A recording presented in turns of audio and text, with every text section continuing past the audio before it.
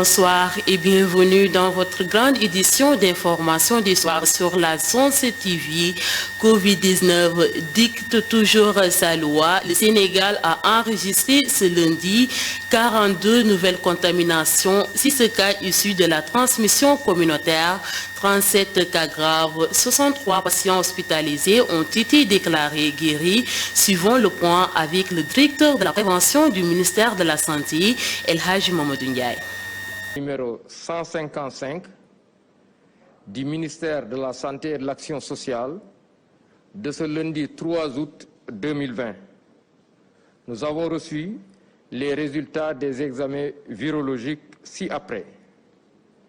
Sur 946 tests réalisés, 42 sont revenus positifs, soit un taux de positivité de 4,44%. Les cas positifs sont répartis comme suit. 36 cas contacts suivis par nos services et 6 cas communautaires répartis comme suit.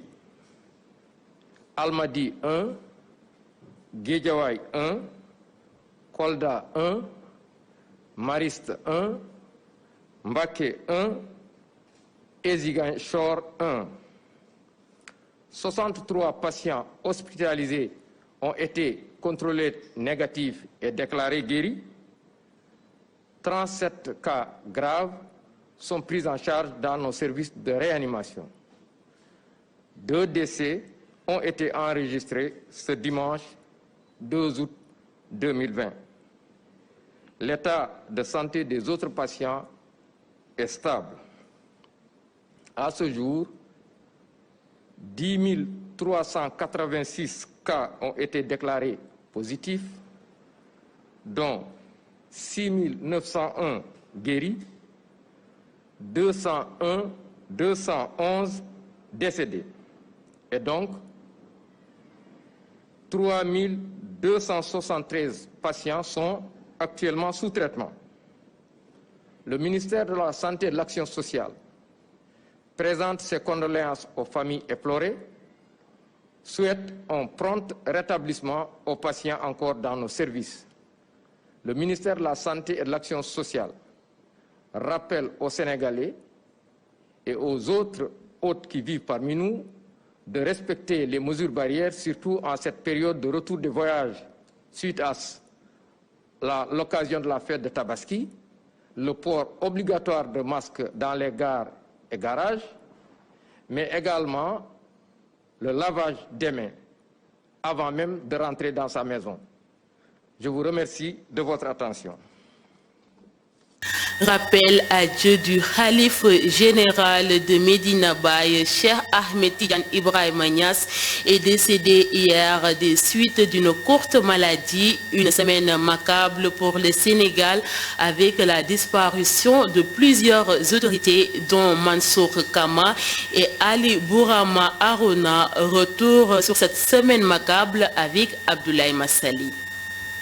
Une semaine macabre pour le Sénégal. Plusieurs autorités ont rendu l'âme, dont le Khalife général de Medina Baye, Cheikh Ahmed Tidiane Ibrahima Niass, Ibn Baye Niass et Cheikh Maria Magnon, décédés ce dimanche à Dakar à l'âge de 88 ans suite à une courte maladie. Le rite religieux était le 4e khalife de cette cité musulmane où vivent nombreux fidèles Tidiane à Kaolack. Cheikh Ahmed Tidiane Ibn Baye Niass, surnommé Pape Cheikh, avait succédé à Cheikh Dame Ibrahima Niass en 2010. Durant ces 10 ans qu'il a passé à la tête de cette communauté musulmane, il s'est révélé grand bâtisseur, multipliant les grandes infrastructures, dont la maison des hôtes, inaugurée à Medina Baye il y a 2 ans, en présence du président de la République, M. Macky Sall. Cheikh Ahmed Tidiane est succédé aujourd'hui par son frère, Cheikh Mohamedou Mahi Niass. À ce même jour du dimanche, a vu le rappel à Dieu de Mansour Kama, ancien président de la Confédération nationale des employeurs du Sénégal, décédé à l'hôpital d'Antec où il était hospitalisé depuis plusieurs jours. Une figure emblématique qui, de par son engagement et de son courage, a occupé beaucoup de postes de responsabilité dont on peut citer le président du conseil d'administration de la Société des eaux, président président de la fondation du secteur privé pour l'éducation, entre autres. Un autre décès, en ce début de semaine, le secrétaire général de la conférence des ministres de la jeunesse et des sports, Ali Bourama Aruna, rendu là ce matin. À présent, parlons des inondations à Bambilor. Bras de fer entre population de Kër Issouf et celle de Médina Bambilor à l'origine. Pont d'évacuation des eaux de pluie installé à côté de la maison de Serigne Touba. Les autorités municipales annoncent l'installation des comités de quartier contre les inondations. Zal Diop appelle au calme et à la sérénité. Le voici au micro de Youssou Aoufa Sambou. C'est un problème d'organisation. Nous, on s'est réunis hier autour du chef du village pour créer les comités de quartier pour les inondations, contre les inondations. Donc, de 17h à 19h50, on s'est réunis autour du chef du village. On a demandé aux jeunes d'aller autour de leur délégué de quartier, créer ces comités, pour qu'on puisse trouver des solutions pour le problème des inondations. Ce matin, on m'a pris à l'épreuve, on m'a demandé qu'à tout à l'heure, il y a un problème au niveau de ce pont. Les jeunes des deux quartiers se chamaillent pour créer des ouvertures pour l'eau. Les autres sont opposés pour dire que si vous créez ces ouvertures, l'eau va se déverser au sein de notre demeure. C'est pourquoi je suis venu représenter le maire pour leur dire que ce n'est pas la bonne solution. Les solutions, d'abord, autour des délégués quartiers, on va lisser nos doléances auprès du maire et du sous-préfet pour qu'on puisse vraiment trouver des solutions idoines, pour qu'on puisse vraiment soulager les souffrances des gens. Parce que le pont, si on creuse le pont, l'eau ne peut pas continuer. Parce que devant nous, il y a une R+1 qui obstrue la circulation de l'eau. Donc, les hydrocureurs, c'est une solution. Les motopompes que le maire nous a donné, 12 motopompes, c'est une solution pour qu'on puisse soulager vraiment la souffrance des populations. Donc, ce n'est pas un problème de chamaillement, c'est un problème d'organisation.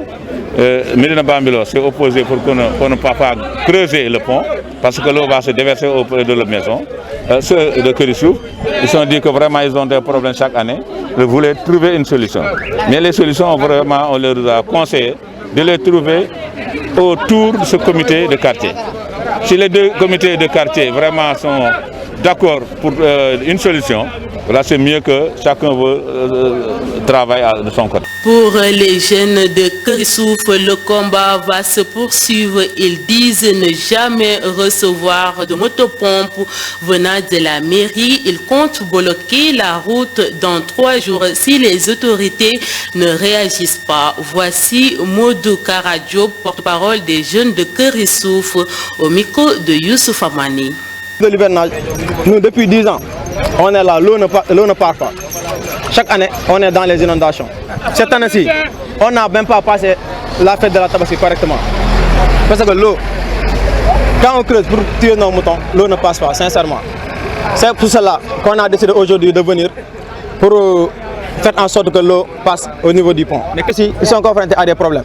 C'est pour ça qu'on voulait qu'on se rassemble, pour que les autorités compétentes nous entendent, pour qu'ils viennent nous régler notre problème. Qu'ils avaient distribué des motopompes, mais nous, depuis 10 ans, on est dans les inondations. On n'a jamais vu de motopompe. Ça fait plusieurs années, on n'a jamais vu de motopompe. Et cette année-ci, on a décidé, si les autorités compétentes ne disent rien ou bien ne font rien, nous allons partir avec notre propre moyen pour régler ce problème. Restons toujours dans cette affaire pour Médina Bambilor 1. Pas question de laisser passer les eaux de pluie au risque d'inondation dans leur zone. Le responsable des jeunes plaide pour l'intervention de l'ADM, Agence de développement municipal, pour une solution définitive aux inondations de Bambilor. Écoutons Ousseynou Cissé, président des jeunes Médina Bambilor, au micro de Aminata Dia. L'action de Capital United est que nous, depuis le début, nous œuvrons pour le développement de notre quartier, quitte à faire des cotisations pour faire face aux inondations et aux insécurités. Mais le problème qui se pose est que nos voisins de Kër Issouf voulaient creuser le canal pour laisser l'eau passer. Alors que cette drainage de cette eau peut nous apporter d'autres problèmes. Alors qu'on a posé une forte opposition pour refuser cela, parce que cela pourrait amener d'autres inondations au niveau de notre quartier. Mais le problème qui se pose est qu'il faut que les autorités fassent bloc, qu'ils arrêtent leur divergence politique pour combattre ces genres de problèmes. Parce qu'on a besoin de bassins de rétention et de canalisation. Ce n'est pas des problèmes qu'on peut régler du jour au lendemain. Mais il nécessite vraiment qu'on fasse des études vraiment profondes, des études vraiment intégrales pour régler ce problème. Sinon, ces genres de divergences vont continuer à avoir ici au niveau de Bambilor. C'est facile. Créer des bassins de rétention et faire des canaux de drainage de l'eau. Il n'y a que ça qui peut régler. Mais le fait d'amener des motos de pompe ou bien d'évacuer l'eau pour que chaque fois quand la pluie retombe, l'eau continue de revenir, ça, ce n'est pas des solutions. Voilà, merci. Tabaski 2020, la communauté musulmane, à l'instar des autres pays, a procédé à la prière de l'Aïd el-Kabir vendredi au Sénégal dans la commune de Bambilor. La communauté mouride a prié à la mosquée de Serigne Touba de Bambilor. Le comportement d'un bon musulman, la Covid-19 et le manque de repères dans notre société, entre autres sujets, au cœur des différents sermons. À présent, l'actualité hors de chez nous, au Mali. Le MS reprend du service ce lundi par une désobéissance civile. La tension est toujours vivre au Mali. Les contestateurs du M5 vont reprendre du service dès ce lundi et ce pour toute la semaine. Des manifestations dirigées par Imam Diko demandent toujours le départ d'Ibrahima Boubacar Keïta. Malgré la médiation de la CEDEAO, le climat reste toujours tendu. Justement, cet élément a bouclé cette édition. Merci de l'avoir suivi et merci de rester fidèle à la Zone TV. À 21h, vous aurez Aminata Dia dans votre grande édition d'information en Wolof. Très bonne soirée à toutes et à tous. Au revoir.